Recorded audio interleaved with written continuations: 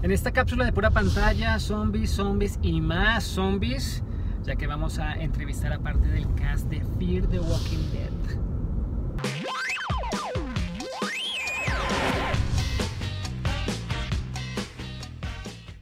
We survive now, at all costs. I killed a man. What did you do? Travis! Pues hoy me encuentro con parte del elenco de Fear the Walking Dead.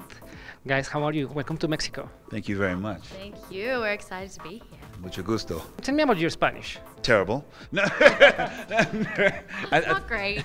And it's hard because when we're on set, we've got mostly Mexican crew. We communicate well We when we're communicate, with but them. they're all amazing at English. And so I've been wanting to learn Spanish, but they only speak to me in English because their English is so much better than my Spanish. Tell me any word that you have learned from Spanish. Un beso mojado. Whoa, what did you just say? Dame un beso mojado. Give me a wet kiss.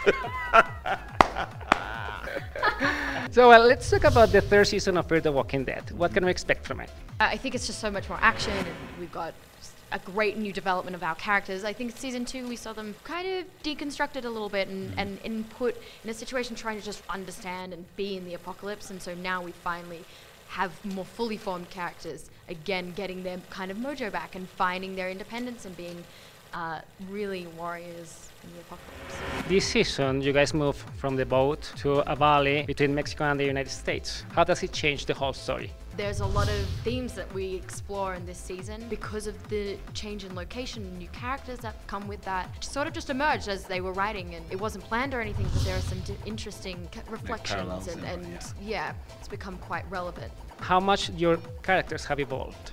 I think Victor Strand has evolved a lot. I think season 3, we're looking at rebuilding Victor Strand, and now that you know all the inner workings of this man, all the things that make him who he is, now what is he going to do with that in the future? And I think that's exciting. And now I would like to talk about, your character and your relationship with Thomas. Nowadays, we get to see more gay couples on television.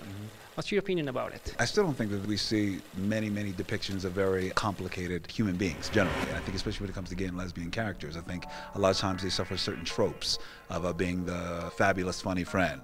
You know what I mean? I think that television hadn't seen a character like Thomas Abigail or Victor Strand before. These two very strong, powerful men. Even their relationship was not even typically a romantic relationship. It was something else. It was a relationship of obligation, of need, of meeting of the minds, and then it developed. But then I love the fact that you got a true sense of who Victor Strand was in many ways, and then you found out something else about him. So it didn't color the character in a way that usually people lead. They lead with his sexuality instead of thinking his sexuality is just a part of who he is. A completely full human being. I think that's the journey that television has to, and the model that they have to follow even more so, to make people fuller in their experience and not just something that they think serves a narrative of being like the fabulous funny friend. And Alycia, I would like to ask you, because in other jobs that you have a really nice reaction from the audience when your lesbian character died. It's incredible how galvanized people were to then speak out, and I think it's so wonderful that it really ignited people to have a conversation, to really talk about it and drew so much attention, which is kind of what we strive for. If we can make an impact through this artwork and really get people talking and noticing, then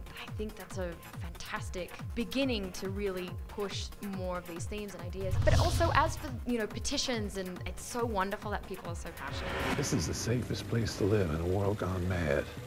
Most people would be damn grateful for being here. As I told you before, this season you guys moved to the limit, to the border between US and Mexico, and there's another very political issue right now with the whole building the wall. We're the refugees, the Americans are the refugees, but also what I think is interesting to examine in an apocalypse where there are no borders anymore. Once again, it's like, who are you? What are you about? What more do you have in common than what separates you? All these divides that we actually really shouldn't have as human beings, you know what I mean? As I told you, this is YouTube, so now I'm gonna get to know you a little bit better. I'm gonna move a little bit. I'm gonna ask you. No, it's gonna be fun. No. Favorite food? Fried chicken. The best part of being on Fear the Walking Dead? The cast. The favorite part of your body? Legs. The favorite show on TV right now? Gosh, I can't think. I'm not watching anything at the moment because I'm so busy. Chewing gum on Netflix. Which actor, actress would you love to work with? Meryl Streep. Meryl Streep.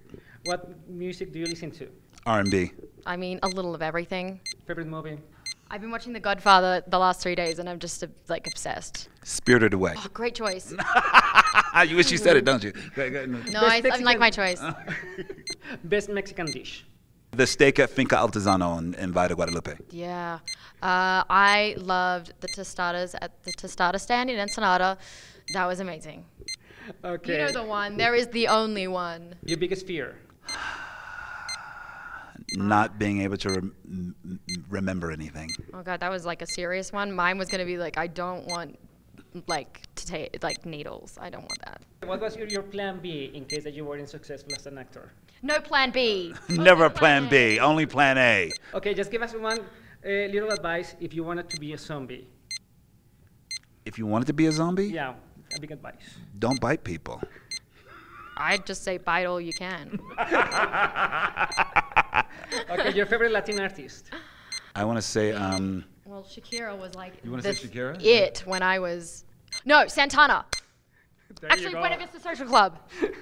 Buena Vista Social Club. I take it back. That's the number one. I say Ruben Blades. Oh, well, there we go. Ah! Good work. We did it more than a minute. This is a very special occasion. So, your favorite social network? If I could say social network, I'd probably go no social network. Exactly. Instagram.